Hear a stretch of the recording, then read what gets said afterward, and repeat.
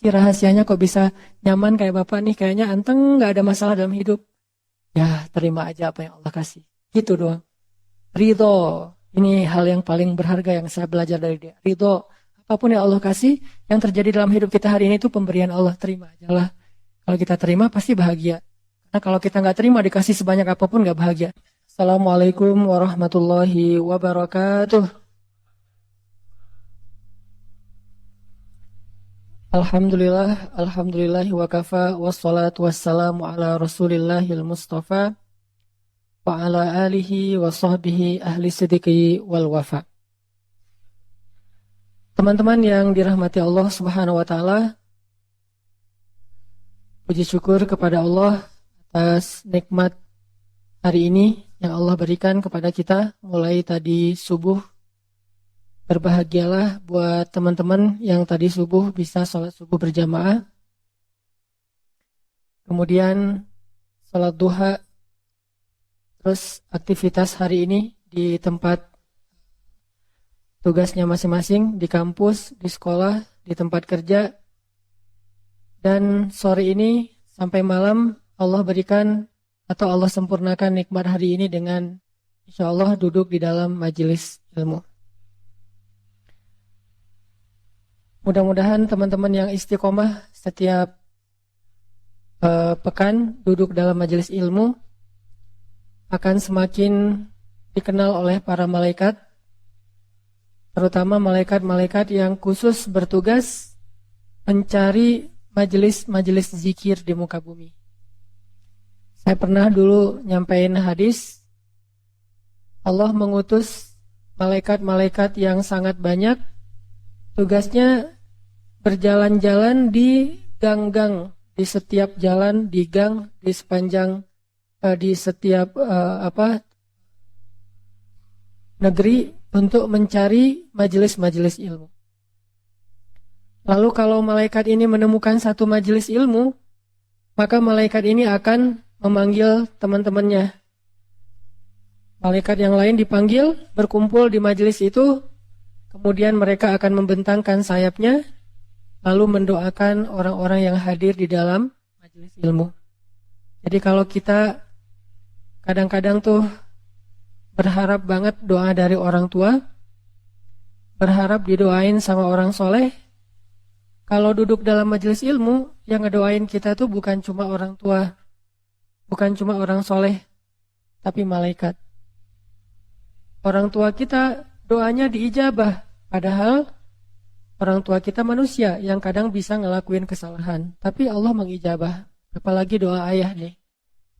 Orang solih doanya juga diijabah, walaupun dia cuma manusia yang kadang juga ngelakuin dosa. Terus kalau orang solih dengan orang tua yang sama-sama melakukan dosa, doanya diijabah, gimana lagi dengan malaikat yang gak pernah ngelakuin dosa. Jadi yang semangat mencari doa dari para kiai itu sesuatu yang baik, dari para ustadz, dari orang soleh, terutama dari orang tua, ayah dan bundanya, dan mertua kalau ada. Kalau belum ya udah ayah bunda dulu, sabar ya. Kalau yang rajin minta doa kepada orang-orang yang istimewa, berarti harusnya kita lebih rajin lagi meminta doa dari malaikat. Caranya duduk di dalam majelis ilmu. Lalu Allah subhanahu wa ta'ala akan berdialog dengan malaikat itu. Jadi sekarang nih, kalau kita merujuk ke hadis tersebut, berarti kita coba belajar yakin ada dialog antara Allah dengan malaikat ketika ada majelis ilmu. Apa dialognya?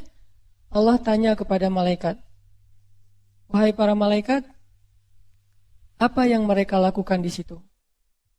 Lalu malaikat menjawab, dan Allah Maha tahu jawabannya. Mereka sedang berzikir, memuji, menyebut, mengagungkan Engkau ya Allah. Allah lalu bertanya, apakah mereka pernah melihat aku? Kata para malaikat, enggak pernah ya Allah. Kata Allah, gimana kalau mereka melihat aku? Kata malaikat, kalau mereka pernah melihat Engkau, pasti mereka akan menghabiskan seluruh usianya untuk berzikir dan mengagungkan Engkau. Terus Allah nanya lagi, apa yang mereka minta wahai para malaikat? Kata malaikat, mereka memohon surga di sisimu ya Allah, harapkan surga. Apakah mereka pernah melihat surga? Tidak pernah ya Allah. Bagaimana kalau mereka pernah melihat surga? Pasti mereka tidak menginginkan apapun dalam hidup kecuali surga itu. Allah nanya lagi, apa yang mereka berlindung darinya atau takutkan? Kata malaikat, mereka takut dari azab api neraka. Apakah mereka pernah melihat neraka? Tidak pernah ya Allah. Bagaimana kalau mereka pernah melihat neraka? Pasti mereka akan menghabiskan usianya dengan menangis dan berdoa agar terhindar dari azab neraka. Wahai para malaikat, saksikanlah, sesungguhnya aku telah memperkenankan semua harapan dan keinginan mereka. Aku jaminkan untuk mereka surga dan dibebaskan dari api neraka. Ini janji Allah kepada para malaikat. Malaikat mengatakan, amin. Tiba-tiba ada malaikat yang qadarullah ya, kalau bahasa kita nggak sengaja melihat ada orang di situ tidur. Ya Allah, gimana dengan si fulan yang dia itu cuma tidur di dalam majelis itu, nggak sengaja ikut taklim, dia lagi istirahat di masjid, tiba-tiba ada taklim dan dia jadi kebawa di dalam majelis tersebut. Gak niat ikut taklim, apalagi kalau niat walaupun sama-sama tidur. Niat sih pengen ikut taklim, cuman karena mungkin lelah banget ya, semalaman gak tidur. Kenapa gak tidur? Belum bisa melupakan jawaban yang sangat pahit dari calon mertua.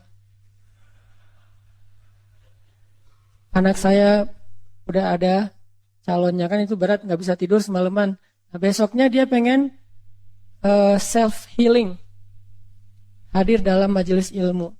Sampai di sini sakinah. Gak bisa dapat sakinah mawaddah warahmah, dapat sakinah di dalam majelis ilmu. Jadi benar emang yang masih berstatus itu yang masih berstatus sendiri, mungkin salah satu cara untuk kita menjaga ketenangan diri kita. Kalau gak bisa ngelihat wajah pasangan, minimal kita hadir di dalam majelis. Tapi lebih keren lagi hadirnya berdua sih. Tetap angger ya. Nah, ya Allah tuh ada orang tuh, dia cuman tidur doang di situ, cuman mampir, gak sengaja dan gak ada niat pengen cari ilmu. Gimana dengan dia? Kata Allah, dia termasuk di antara orang-orang yang mendapatkan rahmat. Artinya gak tahu nih, dia dapat apa yang dijanjikan atau sekedar dapat rahmat, tapi tetap dapat kebaikan, padahal gak sengaja. Gimana yang sengaja? Gimana yang udah prepare, yang udah diniatin, yang udah kepengen banget datang jauh-jauh? Pasti al-jaza wa ala qadril masyaqqah. Balasan itu tergantung tingkat kesulitan. Jadi bahagialah teman-teman yang insya Allah apa yang teman-teman lakuin hari ini akan jadi berita gembira nanti di padang mahsyar. Tiba-tiba kok masuk golongan yang keren banget, wajah-wajah mereka bercahaya. Kenapa saya masuk golongan ini? Kamu adalah golongan yang kedua dari 7 golongan yang dapat naungan Allah, yaitu pemuda yang tumbuh dalam ketaatan kepada Allah Subhanahu wa taala. Teman-teman yang dirahmati Allah, malam ini kita coba mengambil beberapa booster atau motivasi, bukan dari saya, tapi dari seseorang yang Allah rekomendasikan di dalam Al-Quran. Walaupun mungkin boosternya itu tidak ada di YouTube, tidak ada di Instagram, tapi followersnya memang banyak sini orang, cuman dalam bentuk yang berbeda. Kita coba belajar mencari motivasi dan ngebooster hati kita dari sosok Luqmanul Hakim. Luqmanul Hakim. Yang punya aplikasi Al-Quran, coba buka HP-nya, surat 31, surat Luqman. Kisah tentang Luqman di dalam ayat itu disebutin di ayat 12 sampai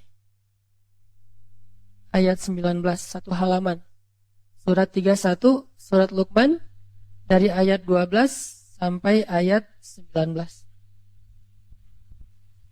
Kita tilawah ya. A'udzu billahi minasy syaithanir rajim.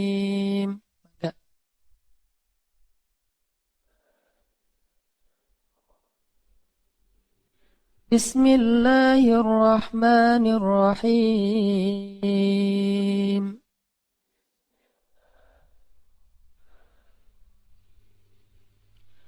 ولقد آتينا لقمان الحكمة أن اشكر لله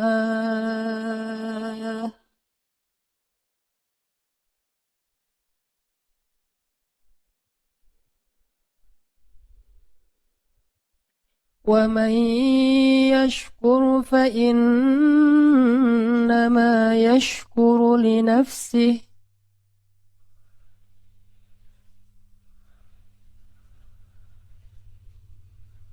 ومن كفر فإن الله غني حميد.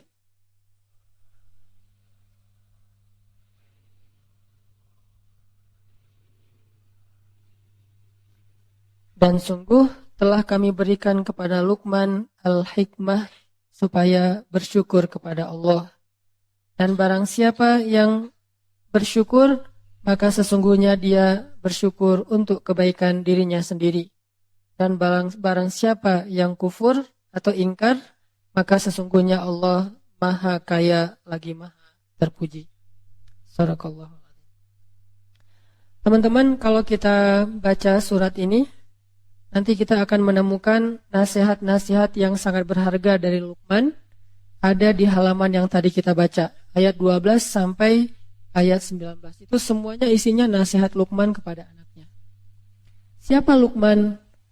Luqman ini kalau di antara umat Nabi Muhammad mirip dengan Uwais Al-Qarni. Ada ulama yang mengatakan Luqman itu hidup di zaman Nabi Daud alaihissalam. Ada yang mengatakan hidup di zaman Nabi Isa alaihissalam. Allahu a'lam. Cuman memang dia bukan nabi, tetapi dia orang soleh yang istimewa. Kan orang soleh itu ada banyak di zaman para nabi. Kayak di zaman Nabi Sulaiman, orang solehnya yang gak terkenal tapi keren siapa? Di zaman Nabi Sulaiman. Hamba Allah yang bisa membawa singgasana Balqis dari Yaman ke Palestina cuma dengan sekedip mata. Sampai jin Ifrit aja butuh waktu beberapa jam, kayak kecepatan pesawat. Jadi kalau kata Ifrit, wahai Sulaiman, saya bisa bawa singgasana Balqis yang ada di Yaman. Yaman Palestina itu kalau naik pesawat kurang lebih, kalau nggak salah 4 jam. Saya bisa bawa singgasana Balqis dari Yaman ke Palestina sebelum engkau bangun dari tempat dudukmu. Maksud sebelum engkau bangun ini, kata ulama tafsir, sebelum rapat selesai. Dan rapat waktu itu kurang lebih ya 2 jam, 3 jam lah.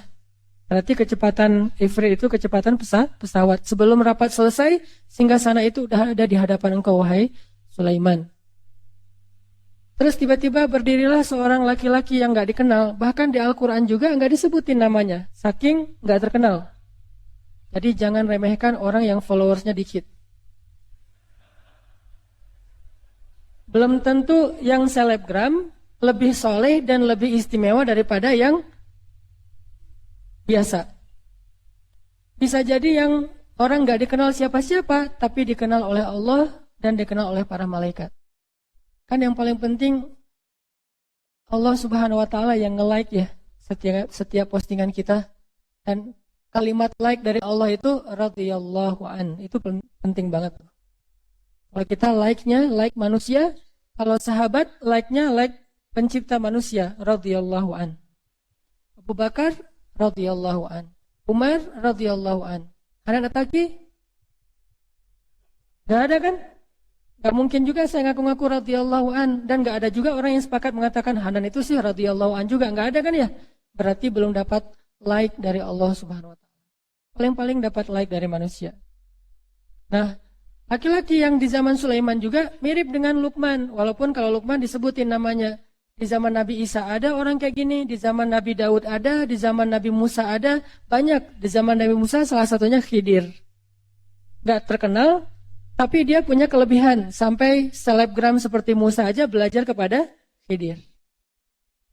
Laki-laki ini berdiri mengatakan, ya Sulaiman, izinkan saya membawa singgasana Balkis dari Yaman ke Palestina dalam sekedip mata aja. Sekedip mata dalam bahasa kiasan ini artinya selama jarak antara orang yang datang dari kejauhan belum jelas siapa sampai menjadi jelas. Kurang lebih sekitar 5 menit. Sekejap mata itu bukan satu kedipan mata ya. Tapi bahasa kiasan, kata ulama tafsir, kalau ada yang datang dari jauh tuh, itu siapa ya? Kayak asa kenal gitu. Nah, sampai benar-benar jelas, kira-kira berapa menit kalau dia jalan kaki? Dari orangnya agak-agak asa kenal sampai kenal. Berapa? Sampai 5 menit? Tergantung jalannya ya. Kalau dia jalannya normal, ya paling lama 5 menit lah. Nggak sampai lah, semenit juga udah jelas. Oh ya si Fulan. Walaupun kadang-kadang ada yang dari jauh juga udah ketahuan. Saking kita menandain banget ya. Wah dia datang ya ternyata gitu ya. Udah ketahuan. Dari wanginya, oh ada harum tertentu nih udah khas gitu teh. Siapa yang wanginya khas di antara sahabat? Mus'ab bin Umair. Kalau Mus'ab lewat satu lorong atau satu gang, cewek-cewek Mekah langsung nyari-nyari mana Mus'ab. Karena parfum yang dipakai Mus'ab itu nggak ada di Mekah. Satu-satunya yang pakai parfum itu cuma Mus'ab. Sampai Mus'ab kalau nyuci baju, orang-orang rebutan pengen nyuci baju Mus'ab biar disatuin dengan baju mereka sehingga aroma wanginya pindah ke baju mereka. Ini sahabat Nabi yang namanya Mus'ab. Selebgram zaman sahabat lah yang paling keren. Nah, laki-laki ini bilang, saya bisa membawa singgasana Balkis dari Yaman ke Palestina kurang lebih 5 menit. Sehingga akhirnya Sulaiman memberi izin, tiba-tiba singgasana itu sudah ada di depan Sulaiman dengan Balkis-Balkisnya. Ini artinya ada orang yang hebat tapi nggak terkenal. Lalu Allah Subhanahu Wa Taala menyebutkan kisahnya di dalam Al-Quran. Sehingga di sini ada pelajaran apa teman-teman? Ikhlas. Luqman salah satu di antara simbol keikhlasan. Dia hidup di zaman para nabi, tetapi dia tidak dikenal seperti para nabi. Uwais Al-Qarni juga kayak gitu, simbol keikhlasan. Tidak diketahui kehebatannya oleh manusia, tapi diketahui kesolehan, kehebatan, keistimewaannya oleh Allah Subhanahu Wa Taala. Lalu Allah lah yang mengilhamkan kepada Nabi Muhammad untuk memberitahu kehebatan Uwais kepada sahabat-sahabat beliau. Lalu sahabat Nabi mencari Uwais, ketahuanlah oleh orang banyak bahwa Uwais itu bukan orang biasa, orang istimewa. Jadi nggak usah khawatir kalau kita ngelakuin satu kebaikan terus nggak ada yang ngeliat. Justru ketika kita mengharapkan apresiasi dari manusia, maka kita kehilangan penghargaan dari Allah Subhanahu Wa Taala. Ini harus pilih. Kadang-kadang kita harus milih di hati kita nih, mencari penghargaan dari Allah, mencari nilai di mata Allah, atau mencari poin di mata manusia. Rating siapa yang kita cari, like siapa yang kita harapin nih, like dari Allah atau like dari manusia. Ini soal hati ya, bukan soal gimana kita memposting sesuatu. Kadang-kadang secara zahir kita emang ngeposting sesuatu yang buat manusia nge-like, tapi bukan itu yang kita cari.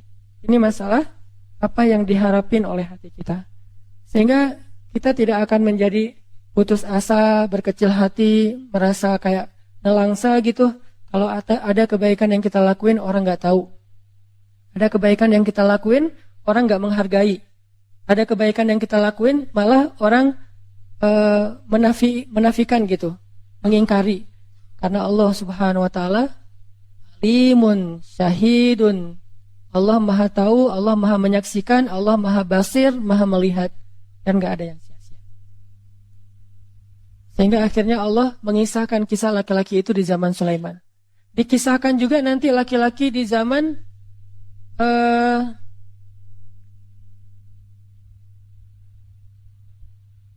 Nabi Nuh alaihissalam. Dikisahkan juga laki-laki di zaman Nabi Ibrahim alaihissalam. Banyak banget nih orang-orang kayak gini.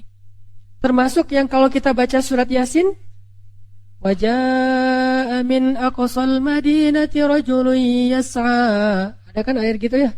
Datanglah seorang laki-laki dari tengah kota, berjalan terburu-buru, pengen menyelamatkan para nabi yang lagi mau dibunuh oleh Bani Israel. Siapa laki-laki itu? Gak ada namanya. Kalaupun ada, tebakan dari para ulama Habib An-Najjar. Tapi itu bukan dari Al-Quran, bukan dari hadis. Hanya interpretasi ulama, entah benar entah enggak. Al-Quran sendiri gak nyebutin namanya, tapi Allah menyebutkan kisahnya. Ini berarti orang istimewa. Gitu juga dengan istrinya Fir'aun. Istri Fir'aun ada namanya di Al-Quran? Gak ada. Yang ada Imratu Fir'aun, istri Fir'aun. Kenapa disebutin namanya, disebutin kisahnya? Karena dia istimewa. Walaupun orang tidak menyebut-nyebut nama dia seperti menyebut-nyebut nama Musa atau Harun. Gitu juga dengan Uwais Al-Qarni. Uwais itu kalau menurut saya ikhlasnya udah teruji banget. Dia menghilang gara-gara dipuji. Kalau kita kan menghilang gara-gara dicela ya. Pundung kan. Coba kalau misalnya kita dalam sebuah organisasi nih. Kita udah habis-habisan, nggak dihargai. Akhirnya pundung kan, left group. Saya pengen kita sekali-kali coba nih ya. Left group gara-gara dipuji. Bisa nggak tuh? Dia left group loh, ada masalah apa ya? Dijapri sama teman-teman kita. Loh kenapa left group ada masalah? Kita ada sikap yang nggak berkenan. Saya nggak suka dipuji-puji. Left group. Gara-gara dipuji left group. Ini Masya Allah nih, karena kemarin kita karena ditraktirin atau apalah gitu-gitu, banyak disebutin kebaikan-kebaikan yang kita baru lakuin, kita nggak nyaman, akhirnya left group. Itulah yang dilakukan Uwais Al-Qarni loh teman-teman. Kan awalnya dia nggak terkenal sama sekali nih. Nabi yang nge-mention tentang dia kepada Umar. Kata Nabi, ya Umar, kalau nanti kamu punya kesempatan, carilah laki-laki dari Yaman, namanya Uwais. Dia tinggal di sebuah desa namanya Qaran, sehingga disebut Uwais Al-Qarani. Kayak kita Hanan Al-Antapani, tinggal di Antapani kan, jadi Uwais Al-Qarani, tinggal di Qaran. Dan dia punya ciri-ciri khasnya itu di perutnya ada bekas penyakit kulit yang gak sembuh. Karena dulu seluruh tubuhnya berpenyakit, dia berdoa, ya Allah sembuhkan penyakit kulit saya, tapi sisakan sedikit di bagian perut, biar saya selalu ingat nikmat-Mu ya Allah. Allah sembuhkan persis kayak diminta oleh Uwais. Kita kan kalau berdoa jarang persis banget ya diijabah ya, karena doa kita kurang bagus, mungkin Allah memberikan yang lebih baik. Kalau Uwais, gimana dia minta gitu Allah kasih, saking luar biasanya Uwais. Nah cari dia Uwais, kalau ketemu dia, nah ini ada sesuatu yang istimewa banget nih. Kata Rasul, mintalah doa dari Uwais. Doa Uwais gak ditolak oleh Allah. Umar disuruh minta doa kepada Uwais, padahal seluruh ulama sepakat Umar lebih utama daripada Uwais. Gak ada ulama yang bilang Uwais lebih utama daripada Umar. Semua sepakat Umar lebih utama daripada Uwais. Pertama, generasinya sahabat, Uwais tabi'in. Sahabat lebih baik daripada tabi'in. Khairun nas, mana sih hadisnya? Sebaik-baik generasi, khairul qurun qarni. Sebaik-baik zaman adalah generasi aku. Summal ladzina yalunahum, summal ladzina yalunahum. Kemudian setelahnya. Artinya sahabat lebih baik daripada tabi'in. Tapi yang lebih baik ini disuruh minta doa kepada orang yang di bawahnya, Uwais. Berarti ada yang istimewa pada Uwais yang gak ada pada Umar. Tapi secara umum Umar lebih istimewa daripada Uwais. Kayak Musa dengan Khidir. Secara umum Musa lebih utama daripada Khidir. Tapi ada satu hal yang Khidir punya, Musa gak punya. Kan selalu gitu ya, gak ada manusia yang sempurna di segala bidang. Akhirnya Umar nyari Uwais, kita tahu ceritanya. Orang-orang meremehkan Uwais. Ngapain sih Amirul Mukminin, presiden kok nyari orang kayak Uwais gitu, penjaga ternak jamaah haji dari Yaman. Oh kalian gak tahu siapa Uwais. Kalau kalian tahu kalian gak akan ngomong kayak gitu. Pasti langsung sekarang juga kalian following, kata Umar. Akhirnya Umar nyari di daerah Arafah, di padang Arafah, ketemu laki-laki yang lagi jaga ternak-ternak jamaah haji Yaman. Ternyata itu Uwais. Ketemu minta doa dari Uwais. Baru orang-orang tahu ternyata Uwais itu orang yang dimention sama Nabi. Gak ada satupun tabi'in yang dimention sama Nabi dengan namanya. Ada yang dimention sama Nabi tapi tidak dengan namanya. Kayak misalnya Muhammad Al-Fatih. Itu kan dimention sama Nabi ya. Nanti akan muncul satu pasukan terbaik, dan sebaik-baik amir-amirnya dan seterusnya lah, hadis secara umum. Tapi gak disebut namanya Muhammad. Nama belakangnya Al-Fatih, nggak disebut. Cuma disebut negerinya Konstantinia atau Konstantinopel. Uwais disebut namanya, disebut ciri-cirinya, disebut nama desanya, disebut keistimewaannya. Baru orang-orang mulai tahu, mulailah berbondong-bondong datang ke Uwais. Uwais, Uwais, yang tadi berangkat Uwais bawa ternak, sekarang pulang Uwais diarak. Bayangin, tadi berangkat dari Yaman ke Mekah, Uwais yang bawa ternak-ternak mereka di belakang. Sekarang pas pulang ke Yaman, Uwais diarak ramai-ramai. Uwais kayak juara gitu, champion. Tentu nggak pakai you are the champion gitu ya, pulang. Pulang Uwais tuh sebagai tokoh luar biasa. Sampai di Yaman orang-orang udah menanti kedatangan Uwais karena berita tentang Uwais itu udah sampai di Yaman. Udah banyak banget orang yang nunggu-nunggu kedatangan Uwais. Pas Uwais datang, di sepanjang jalan masuk gerbang Yaman itu orang menunggu-nunggu Uwais seolah-olah kayak Nabi baru hijrah. Tola'al badru alaina. Wah, rame aja. Uwais jadi nggak nyaman diperlakukan kayak gitu. Kalau kita kan senang, Uwais keren juga nih di apa gitu ya. Uwais nggak nyaman diperlakukan gitu. Ini istimewanya Uwais. Akhirnya dia left. Baru masuk ke rumah orang-orang udah pada ngantri. Terus udah ada panitia, entah siapa yang bikin, mungkin RT RW langsung bentuk panitia gitu kan. Daftar, ngapain? Minta doa. Yang jomblo datang ke Uwais pulang nikah. Enak juga ya di zaman Uwais ya. Tinggal minta, Uwais saya mau minta doa apa? Saya mau nikah, ini orangnya. Jadi bukan ke dukun, bawa aja fotonya sekalian, ini orangnya.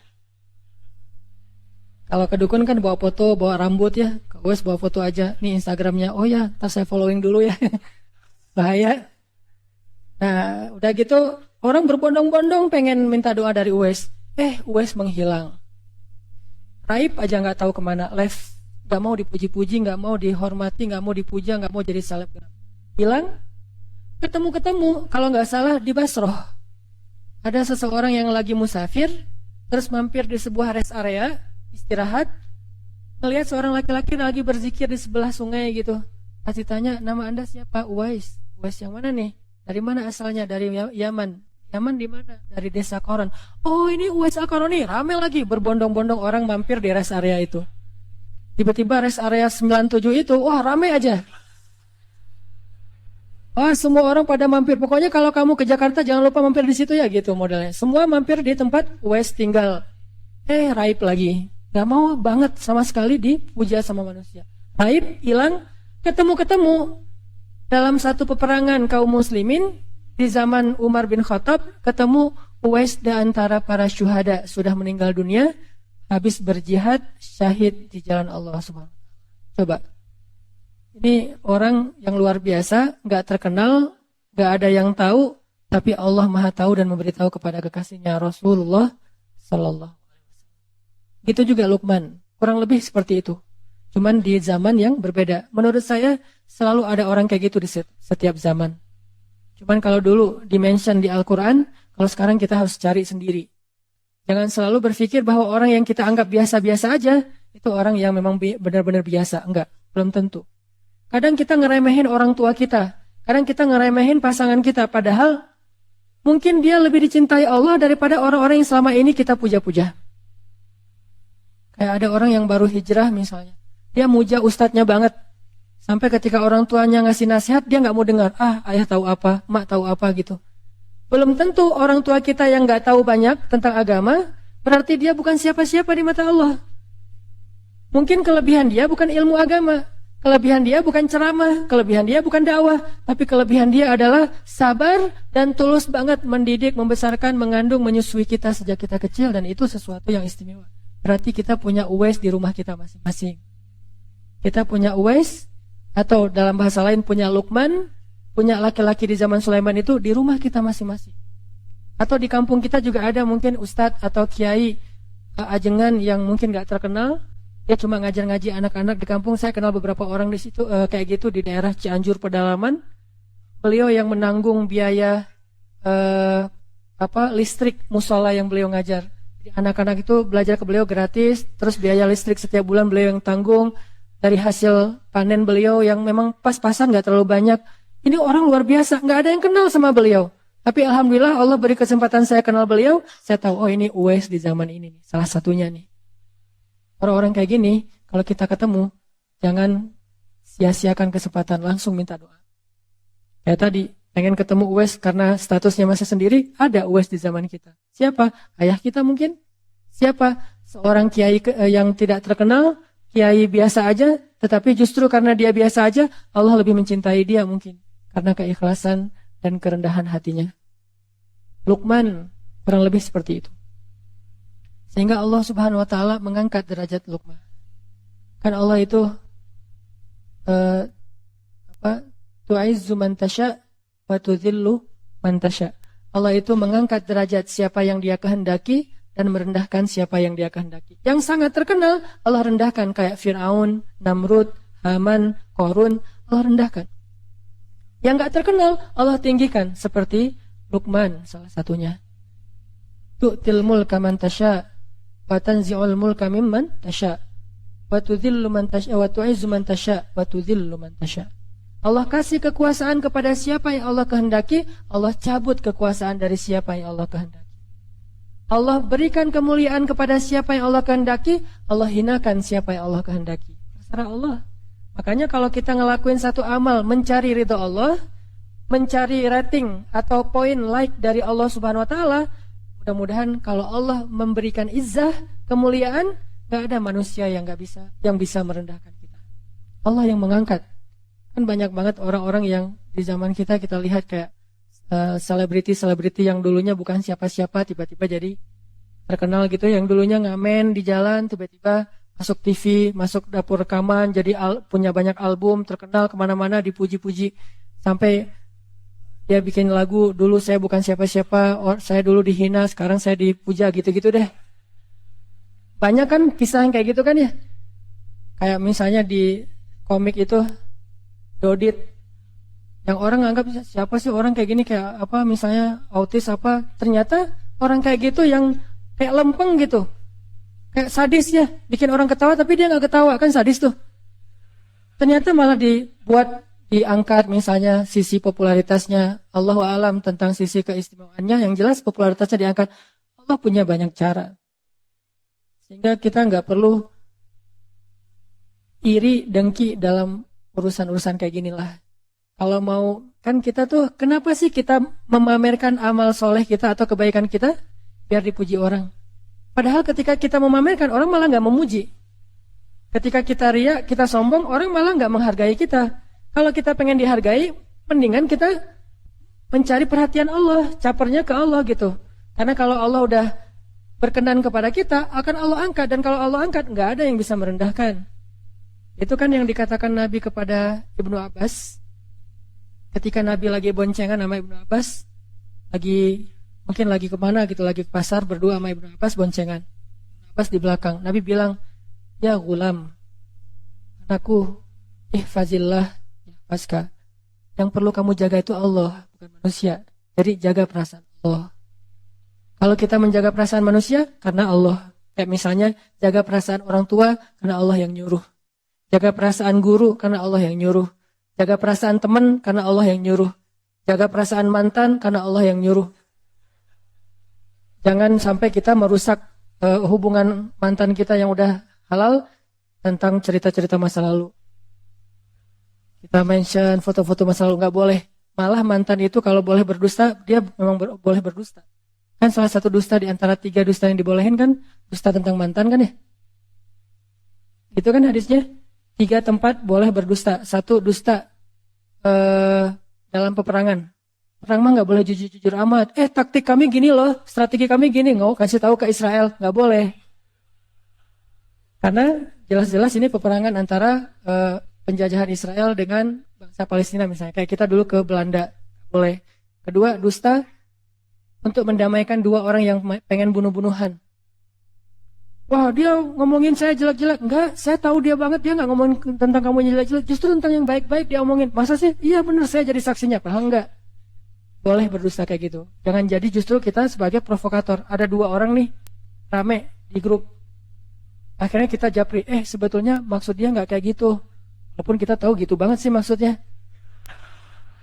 Kita berdusta. Soalnya pas aku ketemu sama dia dia sebetulnya muji-muji kamu loh. Dia nyebutin kebaikan-kebaikan kamu. Padahal nggak pernah kayak gitu. Ini dusta. Demi mendamaikan. Selama tidak berlebihan. Ketiga, dusta tentang masa lalu. Dengan niat bukan pengen balikan lagi. Niatnya pengen ngelupain dan taubat. Gak boleh cerita, itu tahu gak mantan gue ada berapa? Ngomong ke pasangan, wah bahaya itu. Langsung talak 3 ya. Ini tadi kenapa jadi bab ini ya? Tadi ngomongin siapa tadi teh? Lukman? Aduh, Uwais. Ya gitu deh pokoknya. Jadi intinya adalah, oh iya benar, ngomongin cari perhatian. Ibnu Abbas ya. Yang perlu kita jaga perasaan Allah, bukan perasaan makhluk. Kecuali perasaan makhluk ini memang Allah yang nyuruh. Kita jaga tuh perasaannya. Ihfazillah ya faska. Kalau kita jaga perasaan Allah, kita gak pernah ngecewain Allah. Allah gak bakalan ngecewain kita, gak mungkin. Jadi kalau kita sering kecewa, ini karena kita sering ngecewain Allah juga. Aku tergantung prasangka hambaku kepadaku. Jadi jangan ngecewain Allah. Ya Allah, saya tidak akan mengecewakan engkau. Allah gak akan mungkin ngecewain kita. Mustahil. Manusia aja ada yang kayak gitu, gak mau ngecewain kita karena kita gak pernah ngecewain dia. Dia jaga banget tuh nama baik kita atau amanah kita, kepercayaan kita, dia jaga banget. Apalagi Allah. Jaga Allah, Allah jaga kamu. Jaga Allah, Allah menyertaimu kemanapun kamu pergi. Kalau ada manusia pengen menjatuhkan kamu, kamu gak akan jatuh kecuali dengan izin Allah. Ada manusia yang pengen mengangkat kamu, kamu tidak akan menjadi terangkat, menjadi lebih mulia kecuali dengan seizin Allah. Jadi kalau kita kadang-kadang ada cemburu, dan itu manusiawi, sifat dasar kita. Cemburu ngelihat ada orang lain yang mungkin kayak lebih diapresiasi dari kita. Nah, caranya jangan menghalangi dia, jangan ngejelek-jelekin dia, malah makin jelek kitanya. Jangan juga memamerkan kebaikan kita. Caranya gimana? Ya udah, caper aja ke Allah yang Maha meninggikan derajat hamba-hambanya. Lakuin lagi kebaikan yang banyak. Gak apa-apa manusia gak tahu. Makin manusia gak tahu, makin Allah senang tuh. Akhirnya Allah angkat. Dan itulah yang terjadi kepada Luqman. Itu yang terjadi kepada Uwais. Itu yang terjadi kepada hamba-hamba yang tidak dikenal namanya. Jadi pelajaran pertama dari Luqman, belajar ikhlas. Orang ikhlas tuh gak akan rugi. Kalau kita berpikir, oh gara-gara saya ikhlas gak ada yang tahu, saya jadi kayak gini nih. Enggak. Karena Allah Maha tahu. Kecuali kita berdagangnya bukan dengan Allah, transaksinya dengan manusia. Tapi bukan berarti ketika seseorang mensyiarkan satu kebaikan itu dia gak ikhlas ya. Ini bukan untuk menjudge orang lain. Lagi-lagi taklim saya selalu ada catatan, kita belajar untuk memperbaiki diri, bukan belajar untuk memperbaiki orang lain. Sehingga ketika kita mendapatkan satu ilmu, jangan pakai untuk jadi kaca pembesar, pakai untuk jadi cermin. Jangan pernah mengambil ilmu dari satu taklim untuk jadi kaca pembesar, melihat kekurangan orang lain. Tapi jadikan itu cermin untuk melihat kekurangan diri kita. Kalau ada orang lain yang mentampakkan satu amal solih, kita husnuzon. Oh, berarti niat dia pengen syiar. Sehingga dengan syiar ada yang niru, akhirnya dia dapat pahala dari orang yang meniru, kan gitu kan ya. Tapi kalau kita, tinggal kita yang paling tahu isi hati kita. Kalau riya, kita istighfar. Kalau syiar, kita lanjutkan. Kita hanya perlu mengintrospeksi diri. Ini riya apa syiar ya? Ini karena Allah atau karena manusia? Kita lebih tahu. Tapi kalau orang lain, iltamis li akhika alfa uzrin. Carilah untuk saudaramu 1000 alasan yang baik. Oh mungkin. Kayak misalnya, terakhir dalam 2 tahun lah, 2 tahun terakhir, walaupun bukan cuma satu orang, ini salah satunya nih, Muzammil mensyiarkan tilawah Al-Quran, diposting di Instagram. Tilawah Al-Quran itu santai, bisa tilawah sambil main, sambil ngapain, sambil masuk lagi sholat gitu ya, dengan pakaian yang biasa aja. Terus anak ITB syiar nih, akhirnya alhamdulillah banyak juga anak-anak SMA lagi istirahat di sekolahnya, baca Quran, posting juga. Sampai terakhir ada siapa tuh yang gimbal ya, baca Quran gimbal, anaknya kayak reggae banget lah, anak reggae tapi tilawahnya keren gitu kan ya. Ini berkembang terus nih trennya.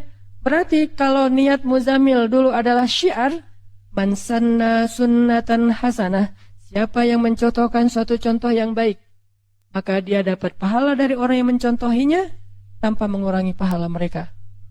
Sebaliknya juga, dulu mungkin kita ngelakuin satu keburukan ditiru oleh orang lain. berarti kita juga mendapatkan dosa dari orang yang meniru tanpa mengurangi dosa mereka. Nauzubillahi min dzalik. Jadi nggak menjudge orang lain. Cuman untuk diri kita harus hati-hati.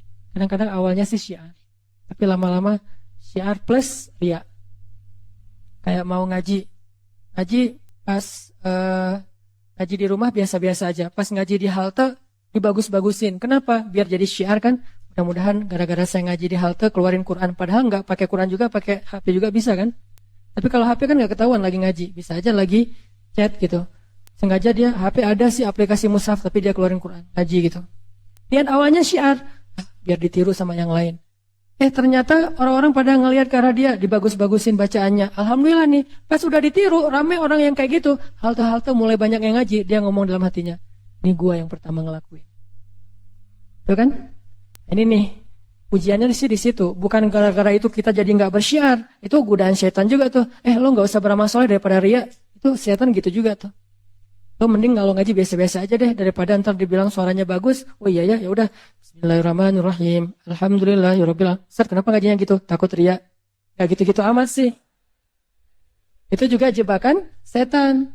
Dah, udah ngajinya biasa-biasa aja. Ada yang ngajinya bagus. Kayak dia doang yang bisa ngaji bagus. Gua sebetulnya bisa, tapi gua mah ikhlas. Riya juga kan ya. Sama aja sebetulnya. Makanya islahul qulub, tazkiyatun nufus, perbaiki hati kita. Mungkin pembahasan tentang Luqman ini akan kita coba bahas dalam beberapa pertemuan ke depan. Malam ini kita coba fokus dulu dari sisi sosok Luqmanul Hakim yang sangat sederhana, yang bahkan bisa dibilang orang yang khafi.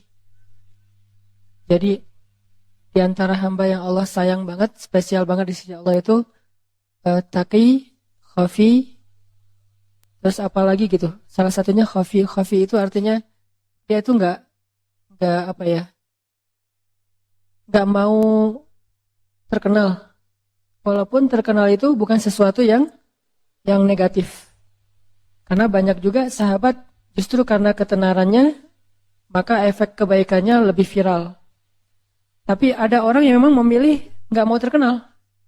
Kalau sahabat Nabi yang kayak gini siapa?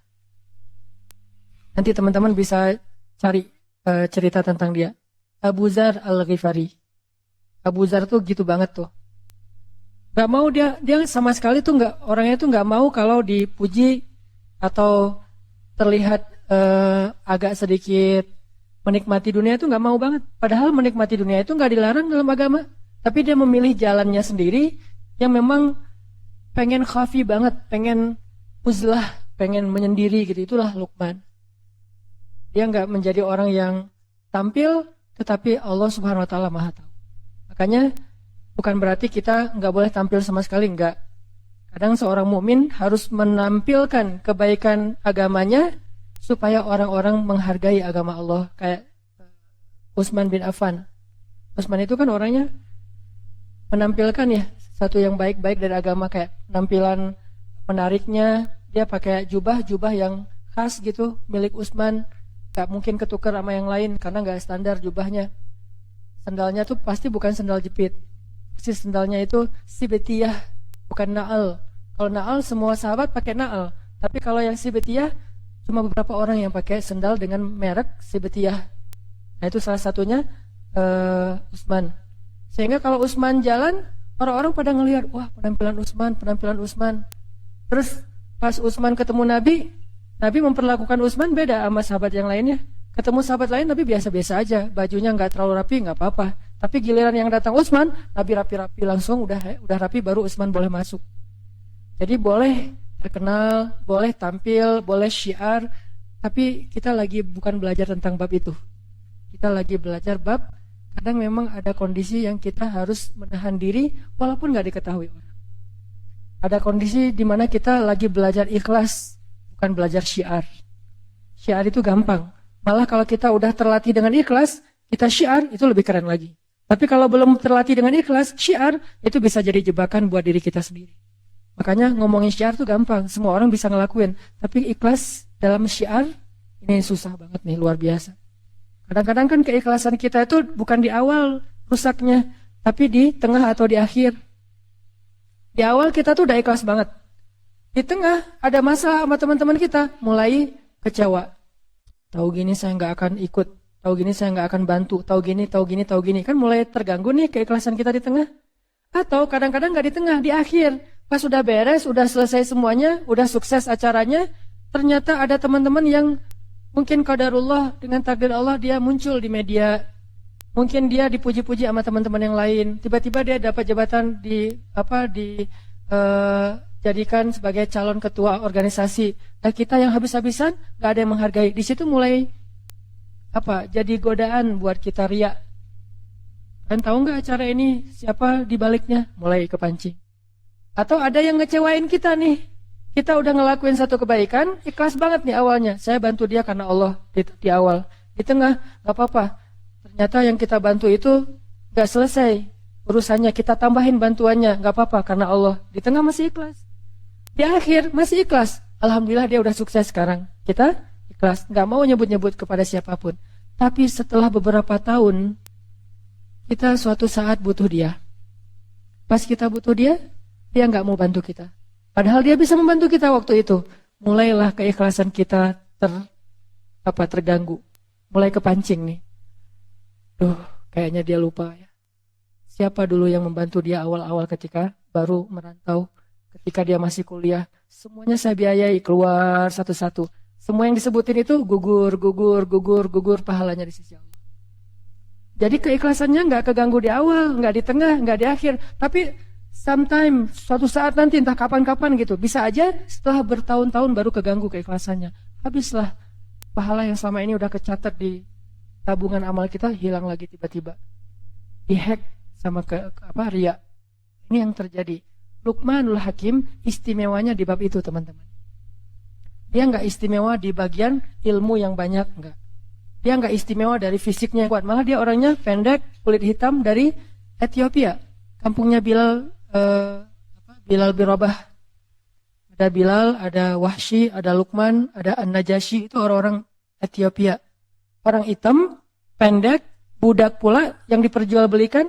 Dan ketika dia jadi budak, bukan budak kan, budak itu punya banyak kerjaan nih. Ada budak yang memang dibeli untuk jadi tentara bayaran. Berarti badannya bagus, tangguh nih. Kalau Luqman, dia budak yang kerjanya ngapain? Kerjanya ada yang bilang najjar.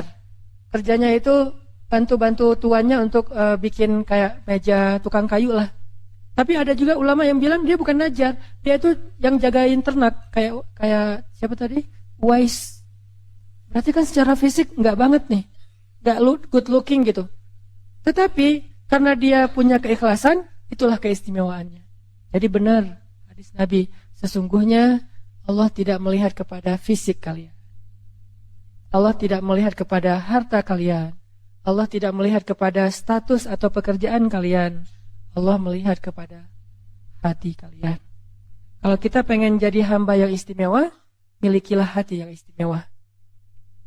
Tidak masalah punya fisik yang istimewa, kita latih, kita rawat. Punya harta yang istimewa, berlimpah. Punya pekerjaan dan status sosial yang istimewa, kerjaannya keren, menghasilkan uang yang banyak, gak apa-apa. Tapi itu semuanya jadi tidak bernilai kalau hatinya gak istimewa. Sebaliknya, fisiknya biasa-biasa aja, hartanya malah kurang, apalagi malah bukan pas-pasan, malah kurang. Terus status sosialnya cuma budak, kalau hatinya istimewa, Allah angkat tuh. Jadi yang kita coba pelajari, gimana punya hati yang istimewa. Hati yang istimewa itu kalau beramal, ikhlas. Kalau ke manusia itu pemaaf.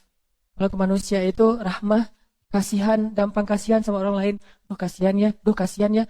Kalau orang sering kayak gitu tuh, hatinya mulai istimewa. Jangan bilang, kok lemah banget sih, gampang kasihan, gampang maafin, jadi orang gak punya prinsip. Gak, dia orang yang istimewa justru. Yang susah maafin itu yang sebetulnya yang gak istimewa. Kalau dibilang, lo gampangan banget sih jadi orang, lo kok lemah banget sih jadi orang, mau aja digitu-gituin sama teman lo. Enggak, justru dia itu istimewa, punya hati yang spesial. Gampang kasihan sama orang lain, gampang gak tegaan, pengen ngasih ke orang lain itu lebih dari haknya. Wafa. Milikilah hati yang istimewa. Toh di zaman Nabi juga ada sahabat yang kayak gitu banget tuh. Yang saya sering mention tentang beliau. Sahabat yang ibadahnya biasa-biasa aja. Cuma standar lah, salat wajib, gak ada yang sunnah yang istimewa. Terus sedekahnya biasa-biasa aja, cuman bahkan gak bisa berzakat karena bukan orang kaya. Jihad biasa-biasa aja, bukan mujahid yang keren kayak Khalid bin Walid. Terus keistimewaannya apa? Sampai Nabi bilang dia itu ahli surga. Kenapa? Karena dia hatinya bersih. Dia tuh nggak pernah dengki sama orang lain. Saya pernah bawa umroh jamaah sekitar 30 orang satu rombongan. Macam-macam kan jamaah teh. Ada yang kaya raya umrohnya 3 bulan sekali. Ada yang tahun bisa umroh sampai 6 kali, sampai 7 kali gitu. Umroh kayak ke pasar baru. BT umroh. Lagi BT sama suami daftar umroh. Gitu banget. Daftar umroh gara-gara BT sama suami. Saking kayaknya nih. Ada yang umrohnya tuh karena memang nabung sekian lama. Ada yang umrohnya itu diumrohin. Jadi kayak surprise banget, hadiah banget buat dia. Nggak pernah kepikiran bisa umroh. Bisa umroh. Dari sekian banyak jamaah, ada satu orang bapak-bapak yang menarik perhatian saya. Beliau baru pertama umroh. Orang kampung di pelosok baru dapat Tasik gitu. Terus orangnya udah tua, petani. Setiap hari beliau kalau ke sawah, buruh tani bukan petani, buruh tani. Pergi ke sawah itu jaraknya 5 kilo, berarti pulang balik sehari 10 kilo setiap hari. Makanya tawafnya paling getol tuh. Yang lain tawaf sehari sekali, beliau bisa beberapa kali. Asal sholat jamaah, tawaf. Nah ini, bapak ini orangnya sederhana banget. Bukan orang yang mungkin secara educatednya orang-orang yang berpendidikan tinggi, orang-orang di kota, enggak, orang kampung. Yang mungkin cuma lulus SMP atau SD gitu. Bahasa Indonesia nggak bisa. Bahasa Sundanya halus. Kalau bahasa Sunda main mungkin saya masih ngerti nih. Bahasa Sundanya halus gitu. Sehingga diterjemahin sama istri saya. Bahasa Indonesia nggak bisa. Terus orangnya diem, senyum. Senyum tuh setiap hari. Ini orang yang paling sering senyum yang saya lihat. Sampai wajahnya tuh jadi, bentuk wajahnya tuh jadi senyum. Saking rajin senyum kan ya. Kan ada orang yang bentuk wajahnya cemberut. Mungkin sering cemberut. Ada orang yang wajahnya emang dia senyum. Dia nggak senyum juga udah senyum gitu teh. Saking sering senyum kebentuk kan. Kayak kita ngelatih otot kita kan kebentuk. Mungkin otot-otot ini nggak tahu ya secara ilmiah. Menurut saya nih, otot wajah itu terbentuk oleh gimana ekspresi wajah kita yang paling sering kan. Kalau kita sering senyum, ototnya pasti keangkat dikit. Jadi kalau mau ngangkat ini, jangan pakai alat-alat atau treatment itu. Senyum aja keangkat dikit deh. Pasti itu. Ada yang pengen ini angkat dikit, jangan disuntik. Senyum. Insya Allah keangkat tuh. Dia memang wajahnya senyum. Asal ketemu dia. Jadi kita yang lagi capek kan mengurus jamaah umrah tuh lumayan tuh ya. Apalagi haji itu lelah. Pas datang ke ruang makan, ada beliau lagi makan gitu. Senyum, langsung hilang lelahnya. Ini luar biasa nih. Hampir seperti melihat pasangan. Hampir ya, nggak sama. Kalau sama bahaya nanti saya di demo. Hampir seperti melihat pasangan. Memang melihat pasangan beda sih, istimewa. Ini hampir gitu. Kalau belum yang pernah ngerasain melihat pasangan, lihat dia aja cukup lah. Senyum, langsung, Pak gimana Pak? Ngobrol. Alhamdulillah gitu. Dia tawaf sehari beberapa kali nggak pernah ngomong. Kalau yang lain-lain kan pulang, Alhamdulillah cium hajar aswad. Dia udah berapa kali cium hajar aswad, diam-diam aja. Dan ada orang yang dapat nih kamar dia tuh berempat, ambil yang kuat, 4 orang satu kamar. Dia dikasih yang bed tambahan. Jadi bukan bed yang udah ada di kamar, jadi dia dikasih extra bed gitu yang bednya lebih kecil, terus pair gitu, bukan dia pair gitu yang nggak enak badannya, tapi dia nggak pernah, padahal dia bayarnya sama, dia bayar dari tabungan dia sekian lama, bayarnya sama tapi nggak pernah komplain, nggak pernah ngeluh. Wah ini orang ridho banget, tawadu banget, qanaah banget, dan hatinya bersih. Pas terakhir saya ngelihat dia happy aja terus. Umrohnya sendiri, yang lain berpasangan semua kan, kecuali dia sendiri yang sendiri sama beberapa orang. Nggak banyak sih yang sendiri, tapi dia bisa dibilang sering ngeliat orang berduaan sama pasangannya, tawaf berdua, itikaf berdua kan. Umroh kalau berdua kan keren banget ya. Tilawah, bahkan di Masjidil Haram itu by the way ya, ada soft khusus untuk pasangan. Nggak tahu kan? Promo. Ada soft di Masjidil Haram ya, itu khusus buat couple. Kalau bukan pasangan nggak boleh masuk ke area itu. Tanya, pasangan? Ya. Oh iya masuk. Kita bisa sholat di sebelah kita itu istri kita loh. Itu keren banget tuh. Gimana caranya? Emang dibikin soft tuh modelnya sampai di sebelah memang istri. Jadi kita sholat.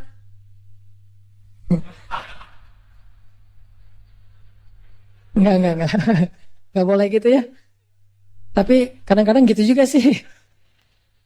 Ada yang kayak gitu, dia mah umroh sendiri, tawaf sendiri, makan sendiri, ke kamar. Kadang-kadang karena emang dia orang kampung banget, kan satu kamar tuh dikasih kunci cuma 2. Kunci kamar, dia nggak bawa kunci. Sering dia pulang ke kamar, temannya baru pergi. Datang-datang tah jam berapa dia nungguin aja sendiri. Gak pernah marah sama temannya. Pas datang, Pak udah lama. Lumayan kata dia. Gitu senyum. Datang-datang tidur. Berarti lelah banget tuh nungguin sampai masuk ke dalam kamar langsung tidur. Luar biasa nih orang. Pas udah selesai umroh saya tanya ke dia, Pak, apa sih rahasianya kok bisa nyaman kayak Bapak nih? Kayaknya anteng gak ada masalah dalam hidup. Ya terima aja apa yang Allah kasih. Gitu doang.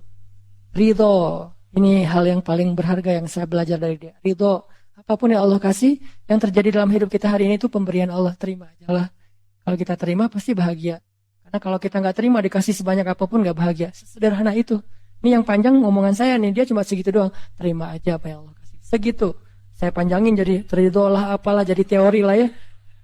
Saya yang menteorikan itu nggak bisa kayak gitu. Beliau sederhana tapi bisa. Nah ada orang yang istimewanya bukan fisik, bukan harta, bukan status sosial, istimewanya hati. Itulah Luqmanul Hakim. Mudah-mudahan kita diberikan hati seperti itu sehingga Allah Subhanahu wa taala mencintai kita karena melihat hati kita yang insya Allah tidak pernah dengki kepada orang lain. Gak pernah dengki kepada teman kita yang duluan ke pelaminan, biasa aja. Ini ada surat undangan, dia mau nikah, alhamdulillah. Ya, lama-lama diam-diam aja sih, tiba-tiba terjun dari jembatan. Gak ridho aja dengan kondisi yang orang lain dapat nikmat, dia yang paling bersyukur. Orang lain dapat musibah, dia yang sedih duluan. Ini orang luar biasa, hatinya bersih. Luqmanul Hakim. Mudah-mudahan kita bisa mendapatkan kebaikan dalam materi ini. Mohon maaf kalau materinya singkat. Barakallah. Semoga setiap langkah kaki teman-teman ke sini Allah jadikan penggugur dosa dan diangkat derajat di sisi Allah.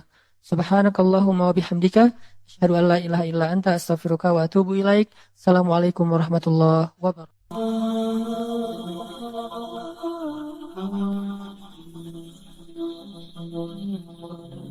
Sejak Rasulullah wafat, berkali-kali Bilal minta izin kepada Abu Bakar untuk ikut jihad dan gak pulang lagi ke Madinah, pengen tinggal di tempat yang lain. Udah gak kuat lagi berada di Masjid Nabawi. Karena orang yang dia cintai telah wafat. Tapi gak diizinkan oleh Abu Bakar sampai akhirnya setelah sekian lama membujuk Abu Bakar bisa diizinkan, pergilah Bilal dan akhirnya Bilal tinggal di Syam. Kalau sekarang Suriah. Di sanalah Bilal menikah. Jadi selama ini dia asik dengan cintanya kepada Rasulullah sehingga gak sempat mikirin pernikahan. Baru berangkat ke Syam, sampai di Syam Bilal menikah di sana. Menikah di sana, hidup di sana sampai setelah beberapa tahun berada di Syam, akhirnya bergantilah pemerintahan dari masa Abu Bakar ke masa Umar bin Khattab. Setelah beberapa tahun di Syam, pada suatu malam Bilal menangis. Malam-malam dia bangun nangis, gerung-gerung gitu kayak anak kecil.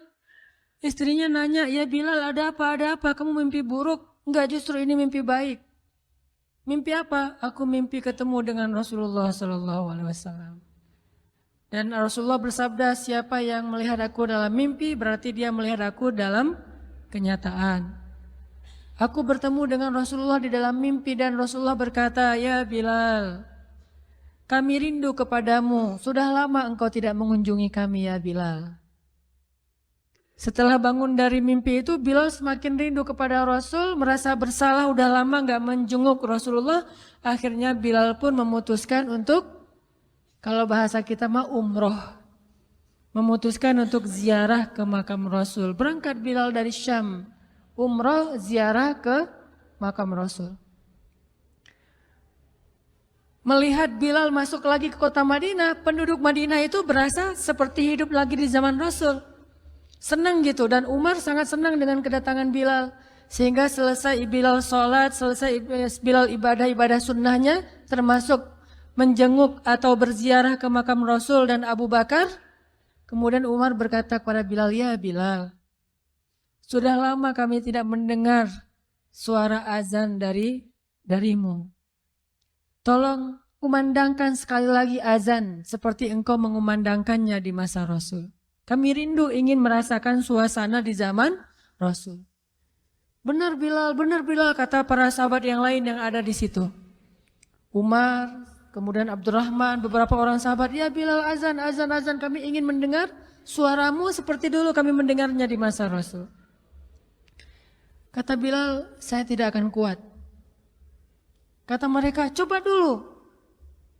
dulu kamu usahakan karena kami ingin sekali mendengarnya. Saya tidak akan kuat. Cobalah wahai Bilal demi kami supaya kami bisa semangat lagi dalam beramal soleh mengikuti perjuangan Rasulullah. Akhirnya karena udah dipaksa terus, Bilal pun mengumandangkan azan. Allahu Akbar, Allahu Akbar. Kota Madinah kaget mendengar suara Bilal. Orang-orang yang ada di rumah semuanya mengatakan, apakah Rasulullah sudah bangkit kembali? Apakah Rasulullah sudah bangkit kembali? Mereka semuanya kaget dan bahagia. Seolah-olah Rasulullah sudah bangkit dari kematiannya. Seperti Isa seolah-olah diturunkan kembali setelah dia diangkat ke langit. Satu kota Madinah tuh kaget bahagia gitu. Kayak seorang ibu yang kehilangan anaknya tiba-tiba mendengar suara anaknya dari jarak dekat dan ingin dipeluk segera anaknya itu. Saking rindunya mereka kepada Rasulullah. Allahu Akbar, Allahu Akbar. Pasar yang tadinya ramai tiba-tiba sepi mendengar suara Bilal yang masih sayup-sayup. Asyhadu an la ilaha illallah. Semuanya berlari keluar dari tempat-tempat kerja mereka, dari pasarnya, dari rumahnya. Semuanya berlari ke masjid. Ingin memastikan apakah Rasulullah sudah dibangkitkan kembali. Bahagia semuanya. Apakah Rasulullah sudah dibangkitkan? Apakah Rasulullah sudah hidup lagi? Semuanya bertanya dengan pertanyaan yang sama. Asyhadu an la ilaha illallah. Semuanya semangat datang ke masjid. Ngumpul, ramai banget. Kemudian ketika Bilal mengatakan, Asyhadu anna Muhammadar Rasulullah. Asyhadu anna. Gak sanggup lagi Bilal, berhenti di situ. Kemudian Bilal menangis dengan suara nangis yang luar biasa kerasnya. Lalu satu masjid menangis, lalu satu kota Madinah menangis. Sehingga para ulama mengatakan, tidak pernah kota Madinah menangis sedahsyat mereka menangis hari itu kecuali ketika Rasulullah wafat. Cuma 2 kali menangisnya kota Madinah paling dahsyat. 1 hari ketika Rasulullah wafat. 2 hari ketika Bilal kembali mengumandangkan azan dan mengucapkan asyhadu anna Muhammadar Rasulullah. Semuanya menangis. Semuanya merasa kehilangan Rasulullah. Semuanya merasa bahwa mereka ingin kembali di zaman ketika Rasulullah masih hidup. Lalu mereka bertanya setelah semuanya selesai menangis, ya Bilal, kenapa kamu tadi menangis?